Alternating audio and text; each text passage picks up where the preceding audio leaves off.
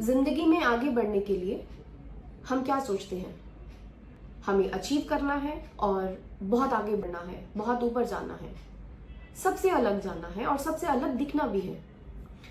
ऐसा पेरेंट्स और स्टूडेंट्स हमेशा सोचते हैं। पेरेंट्स अपने बच्चों के लिए सोचते हैं और स्टूडेंट्स पीयर प्रेशर के अंडर में आकर ऐसा सोचते हैं कि हमें ये काम करना है। ठीक है, ये सोच अच्छी है कि हम यूनिक बने, डिफरेंट बने, लेकिन उस यूनिक बनने की होड़ में हम अपनी लाइफ के साथ कितना बड़ा धोखा कर रहे हैं ये नहीं पता, या पेरेंट्स अपने बच्चों की लाइफ को किस तरीके से र्यून कर रहे हैं उनको वो उस समय समझ में नहीं आता है। जब समय हाथ से निकल जाता है उस समय हमें ये समझ में आता है कि हमारा वो डिसीजन गलत था। तो आज मैं जेईई, मेडिकल एंट्रेंस, नीट, इनके बारे में कुछ जानकारी दूंगी और लेटेस्ट अमेंडमेंट जो है सीबीएसई की उसके ऊपर भी, और इसके साथ साथ मैं अपने पॉइंट ऑफ व्यू भी दूंगी कि अगर अमेंडमेंट्स हैं तो उसमें और एडिशन क्या होना चाहिए। आई होप ये आप वीडियो सुने और पूरी तरह से सुने और समझे भी।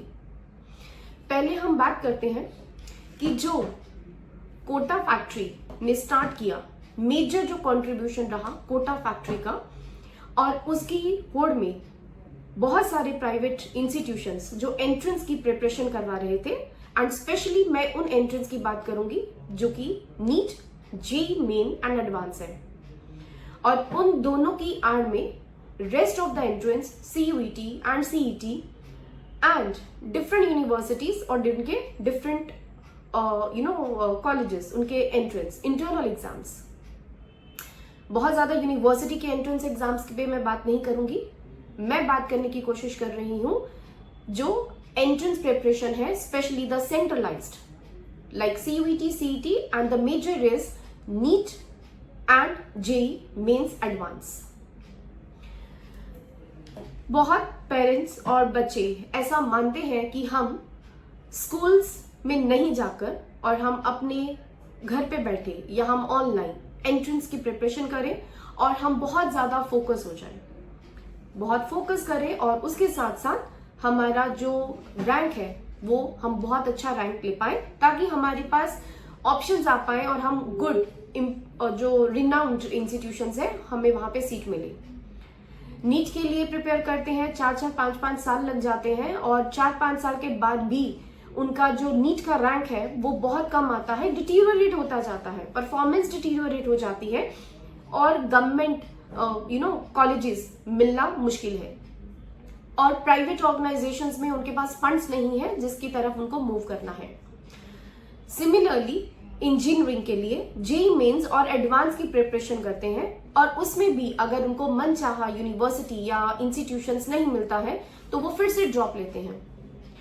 आज की बात मेरा ड्रॉप ईयर नहीं है, आज का टॉपिक रिपीट करूंगी, आज का टॉपिक है जहां पर इस एंट्रेंस एग्जाम्स की होड़ में जो इंस्टीट्यूशंस चल रहे हैं और सीबीएसई की अमेंडमेंट्स।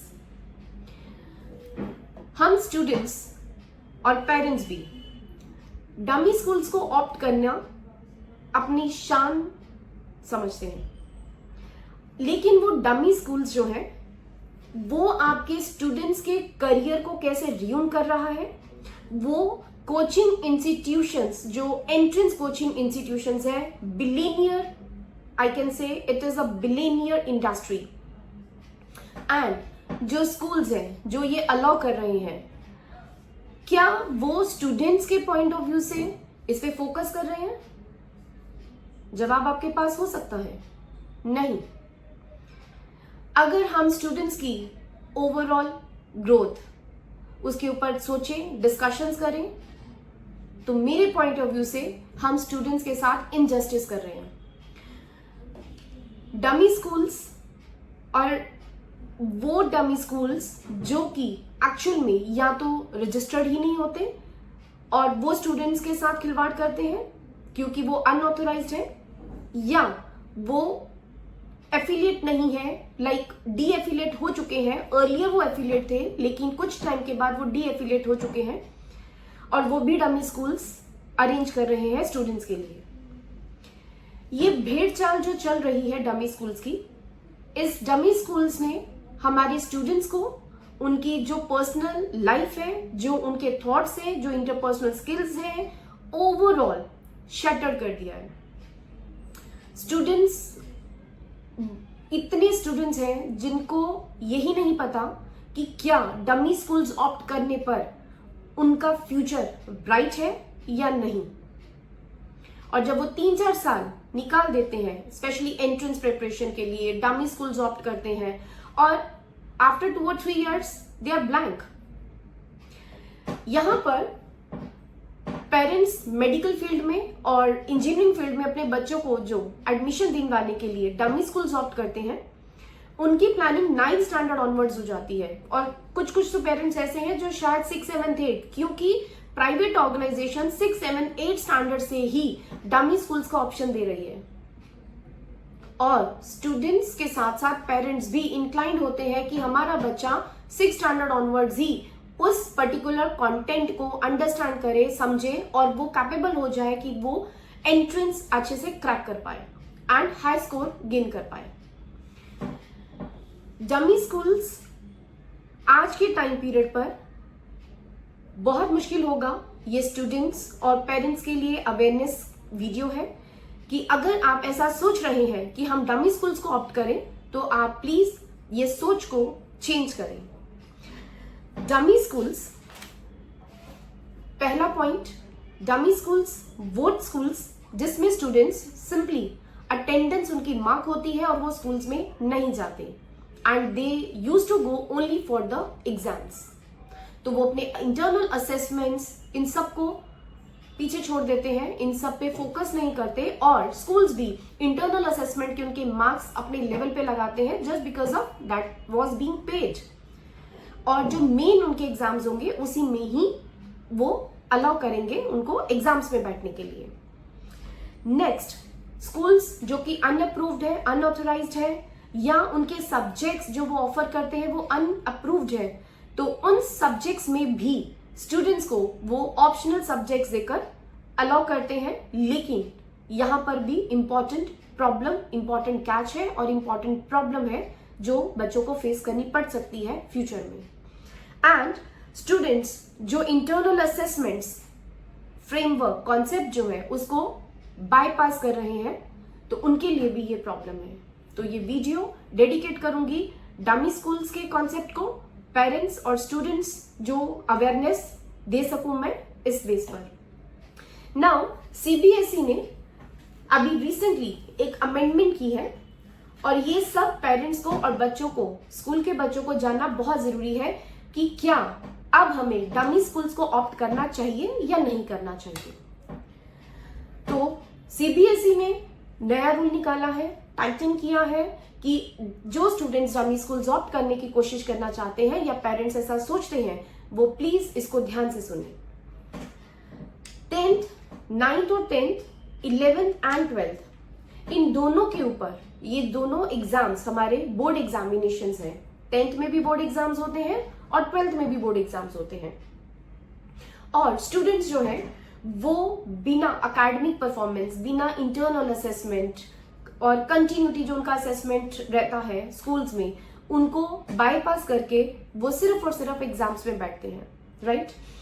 इसके लिए सीबीएसई ने ये इंफॉर्मेशन बोला है कि CBSE strictly face to face, जहां पे इंफ्रास्ट्रक्चर है, स्कूल प्रीमाइसेस है, टीचर्स है, क्लासरूम है, स्टूडेंट्स हैं, और वो फेस टू फेस इंटरेक्शन करेगी और फेस टू फेस टीचिंग होगा, वही सीबीएसई का मॉडल है। नाउ जो 10th और 12th ये 2 years इंटीग्रेटेड प्रोग्राम है। हम जनरली ये कहते हैं कि जो बच्चा 9th में, बिकॉज साइंस हो या मैथ्स हो, तो 9th स्टैंडर्ड कनेक्टेड है विद 10th, और वी कैन से कि 10th standard is connected with 9th, 12th standard is connected with 11th, right. Means कि अगर हमने 9th में जो भी सब्जेक्ट्स का स्टडी किया वो 10th में हमारा कंटिन्यूटी रहता है। यहां पे बहुत सारे पेरेंट्स 9th स्टैंडर्ड में जो बच्चे के पास सब्जेक्ट्स हैं वो ऑप्ट करता है और उसमें परफॉर्म नहीं कर पाता है, तो 10th में वो सब्जेक्ट्स चेंज करते हैं, या चेंज करने के लिए इच्छुक होते हैं, या जो बच्चे ने 11th में से साइंस स्ट्रीम लिया, प्योरली मेडिकल या फिर नॉन मेडिकल, या कॉमर्स विद मैथ्स, या फिर ह्यूमैनिटीज और वोकेशनल, तो तब ये भी डिसाइड किया जाता है कि 11th में जो जनरली पॉसिबिलिटीज प्रीवियसली थी कि if the student is not performing in 11th से in medical purely PCB, then वो तो शिफ्ट होगा इधर पीसीएम नॉन मेडिकल में, या फिर कॉमर्स और या फिर ह्यूमैनिटीज।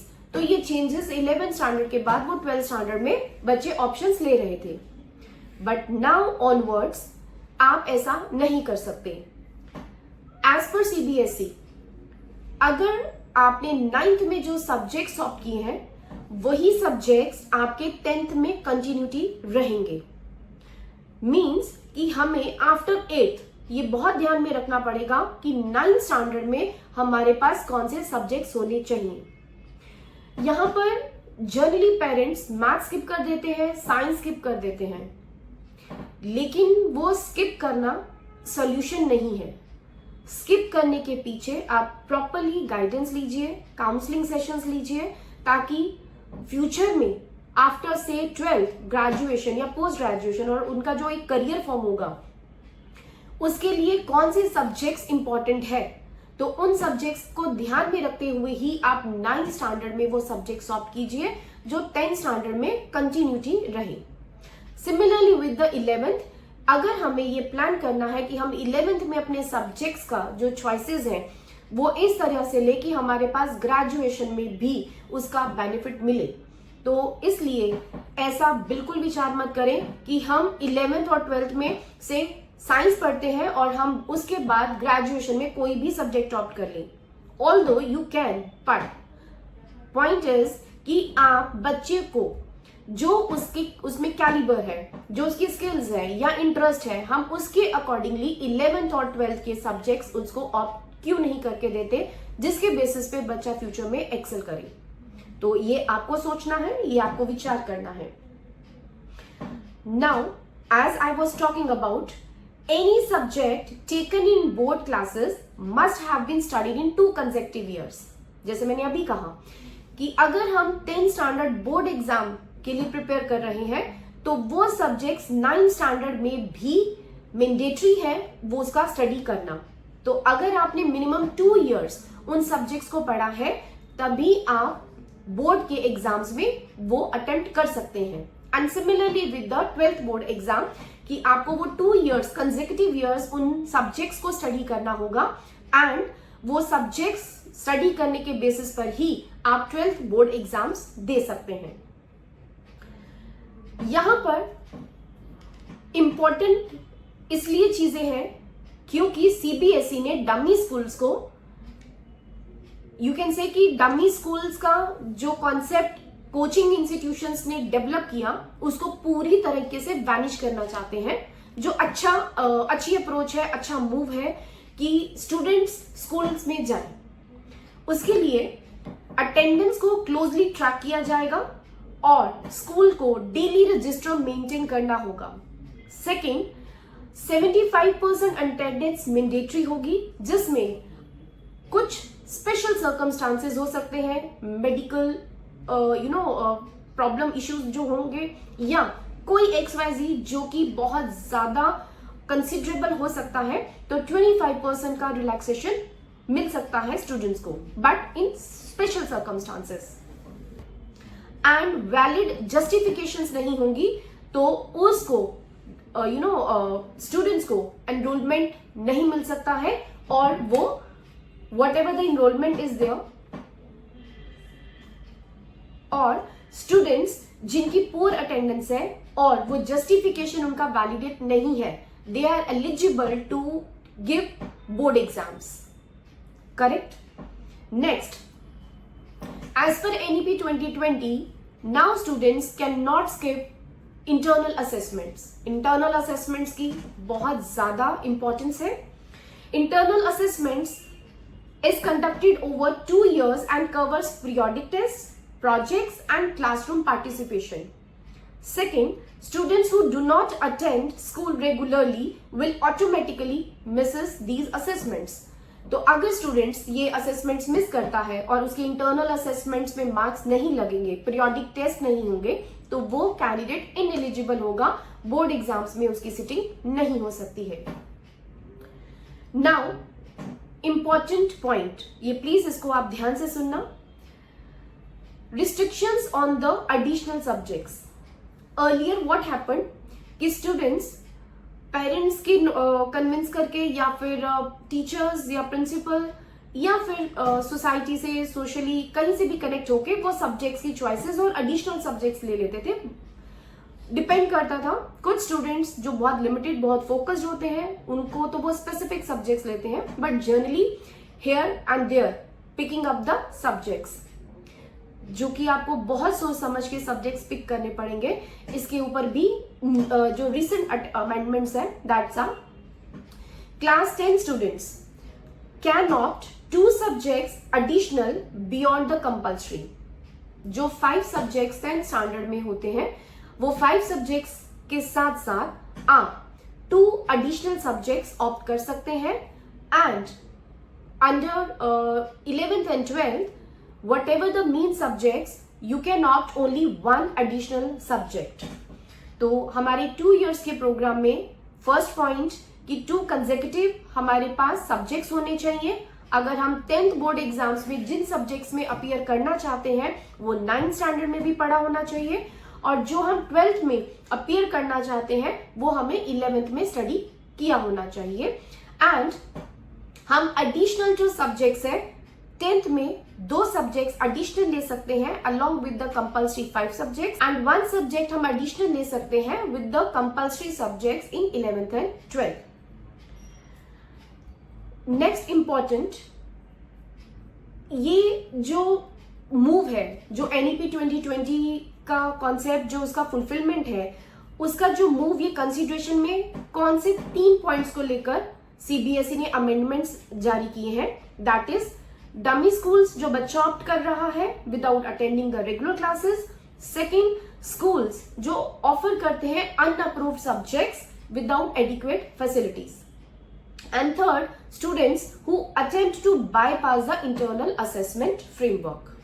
यहाँ पे सेकेंड पॉइंट पे मैं बात करना चाहूंगी जो कि अनअप्रूव्ड सब्जेक्ट्स हैं.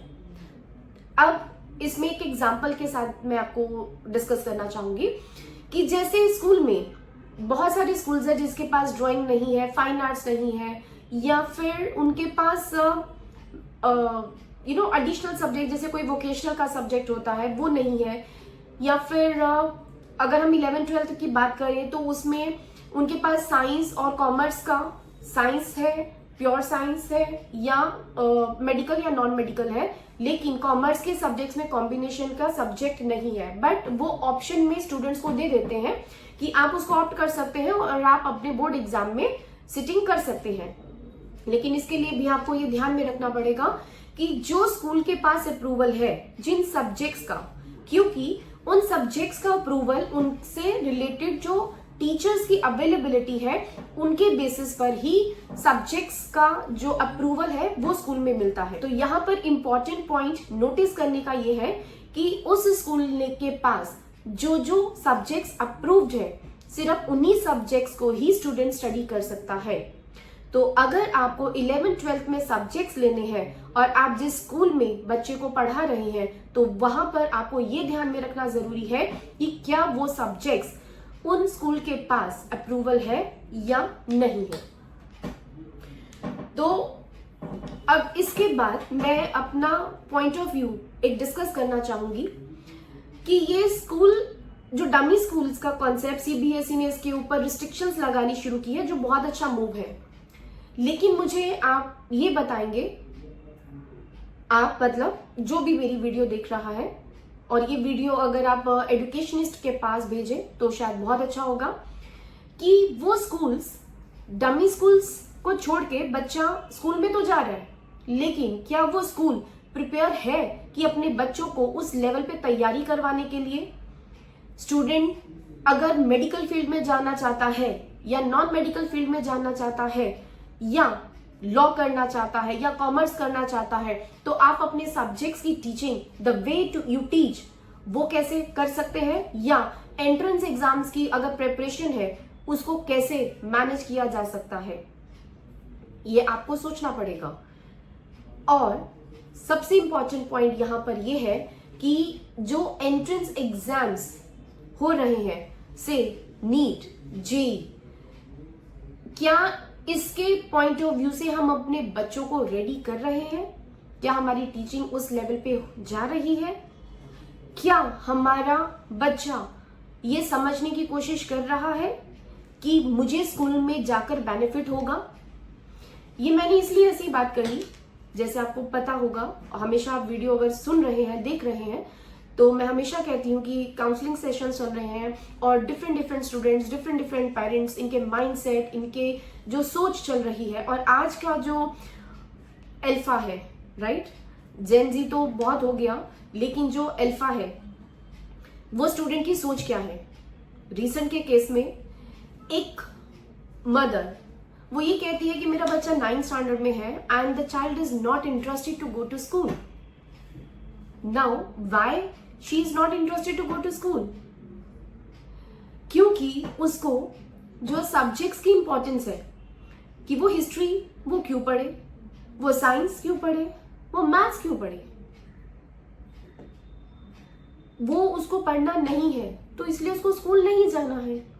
तो क्या हमने उन सब्जेक्ट्स की इंपॉर्टेंस बच्चों तक पहुंचाई कि ये सब्जेक्ट्स पढ़ने पर उनके लिए उनकी लाइफ में क्या चेंज हो सकता है, क्योंकि वो नॉलेज किस डायरेक्शन में गेन करेंगे और उसका एक्सेप्टेंस रेट इन फ्यूचर क्या होगा।